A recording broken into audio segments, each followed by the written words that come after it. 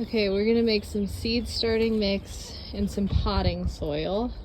We've got our homemade compost and then some peat moss and some cocoa coir.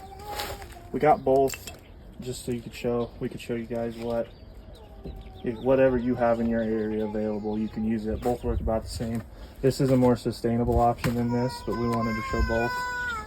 This helps just keep the potting soil kind of light and fluffy. And we're going to use some of this because tomatoes and peppers are really heavy feeders. and we've got this fine screener for our seed starting mix. Tell them what we're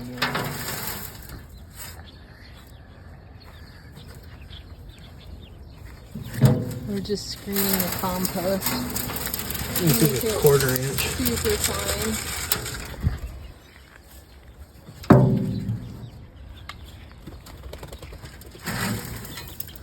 What is this, just hardware cloth? Yeah, a 1/4 inch hardware cloth and some scrap plywood.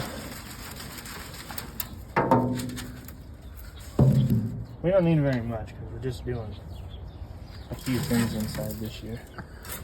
We usually start most of our seeds outside. It's just works a little better for us.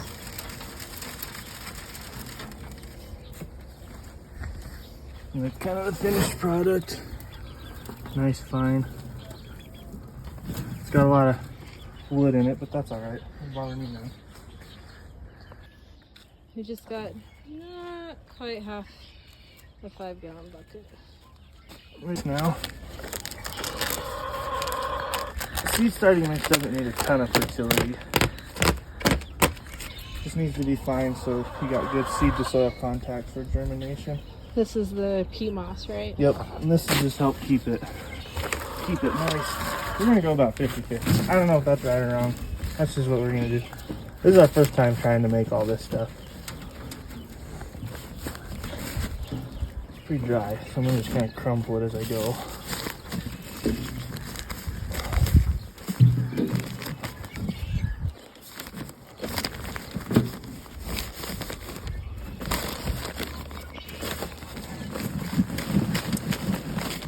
That's probably good, isn't it? Yeah. Just break up any chunks.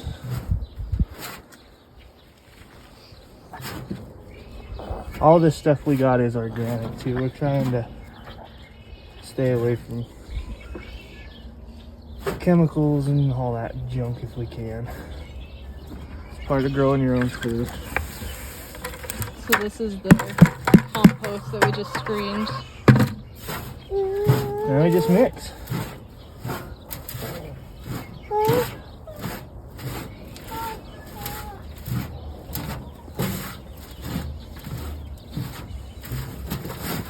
If you think you need more compost or more peat moss or cocoa coir, just add it to whatever you think. That looks pretty good to me though. Okay. This coconut coir is dried and compressed. So When you say coconut coir, what is that? it's like the husks of coconut ground up. It's just really fine, fibrous kind of. It's kind of just Does a it smell like medium. coconuts? Let's give it a whiff.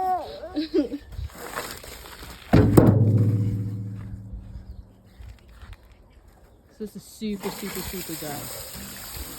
Yeah, so this is a 10-pound block, and once it's fully hydrated, it's supposed to be 18 gallons worth, so over 3 buckets, 5-gallon bucket worth. That's crazy. Look how it soaks that water up. That's why it's one of the great things for potting soils. It'll help you hold tons of moisture. We'll just put a bunch of water in here and we'll start soaking it up, breaking it apart. It helps keep your mix loose.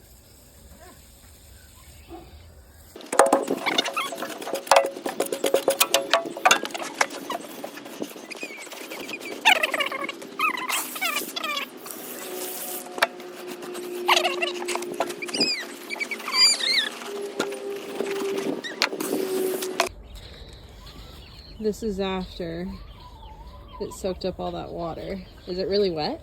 It's not like crazy wet. I mean, a little water. Yeah. But full, essentially full wheelbarrow. Out of that one 10-pound block. We got on Amazon for like $23 or something like that. Yeah, we'll link it.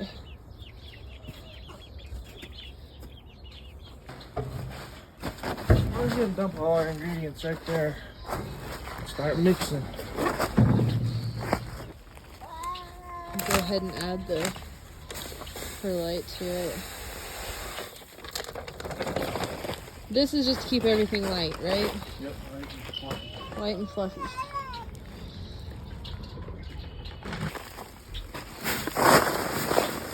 I don't think we're gonna. Yeah, little. Well, the rest of the homemade compost. And then this fertilizer.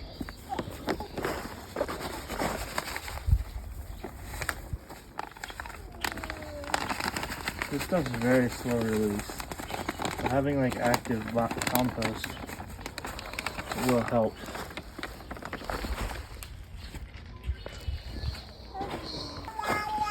Now we mix. Any real big sticks we find, we'll pull to the side and run them through the compost again. How old is this compost? We made it last year. It sat all winter. I think you can take that too. I probably treat. No. No, take it in there. Nope. But we'll try it though.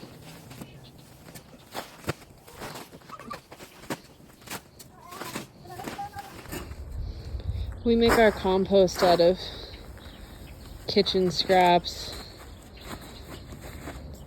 stuff from the chicken run and the chicken coop. There's some wood chips in there. Straw, grass. Yeah, grass clippings.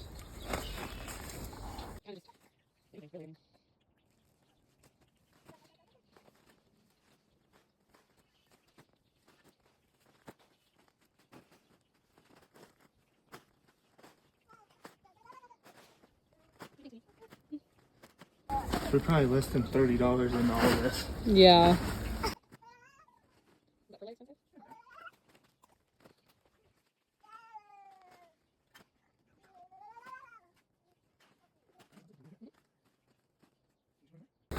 We're gonna put the dirty bits from the little chick's brooder in the bottom of this big pot, just for some filling.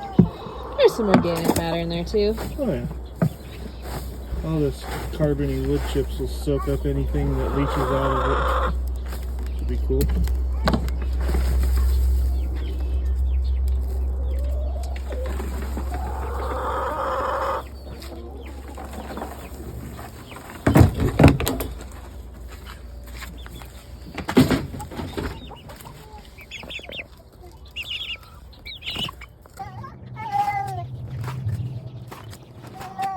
Probably put one tomato in the pots this big, and then 2 pepper plants in that big pot. I'm gonna leave it down a little bit because we'll probably mulch it with wood shavings or straw or something to help it retain moisture.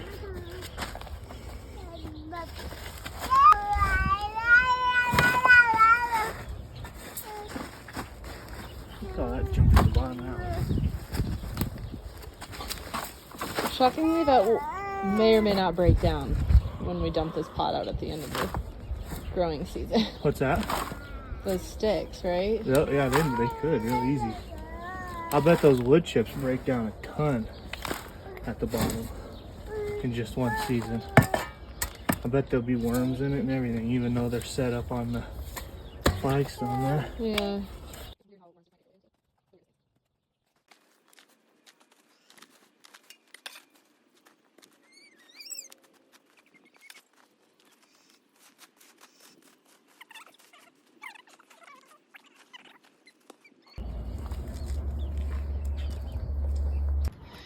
We got these biodegradable pots. Apparently you can just plant them directly in the ground. Your seedlings. Tomato Delicious, they're bigger ones. Some smaller ones. Probably just do like some canning stuff with those. And then medium hot and hot peppers, jalapeno peppers. So I think I'm gonna do like three or four in each. I mean, this makes me think they're probably old. It's kind of sense. Yeah, you can just do 4. But thin them out. There's 5. We'll do 5. Because we can always thin them out. So just kind of... I mean, the back of these say 1/4 inch depth.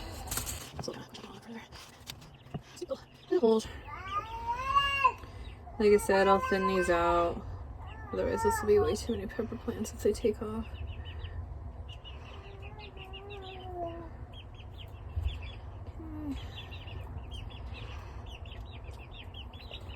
Now, this is the part you need to remember to do. Just write that down before you forget what it is. I just like to use these popsicle sticks.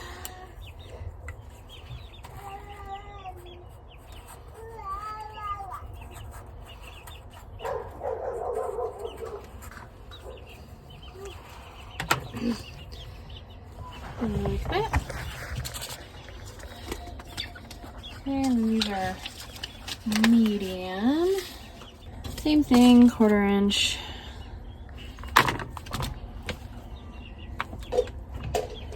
Let's do 5 of those.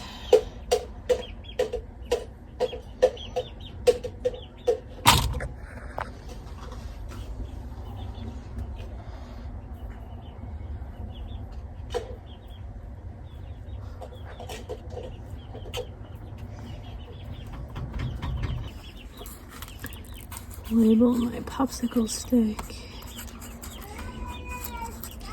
And if you're good, you can keep these around. Mine always end up getting thrown away for whatever reason. Okay, our smaller tomatoes. Let's see what these say. 1/2 inch.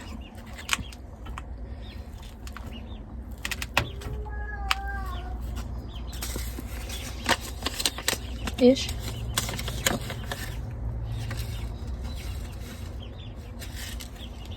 Ooh, tiny little seeds. Yeah, they are super tiny. I don't know if you can see that. Yeah.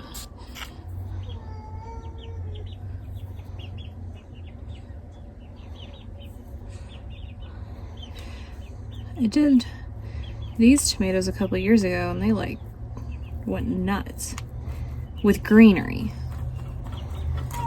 I guess we had lots of tomatoes, but they were green, huh? Mm. So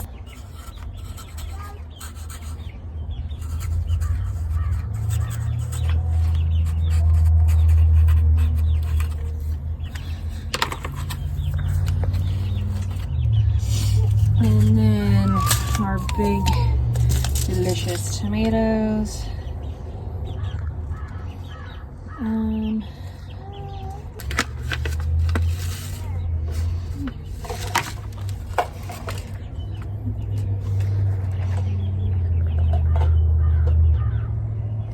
Oh, there's 2 seeds in there. Guess we'll see what happens.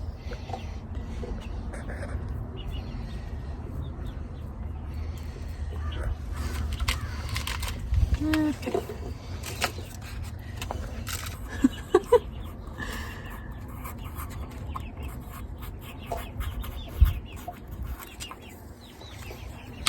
Alright, now we'll give these suckers a good water and put them in the window inside.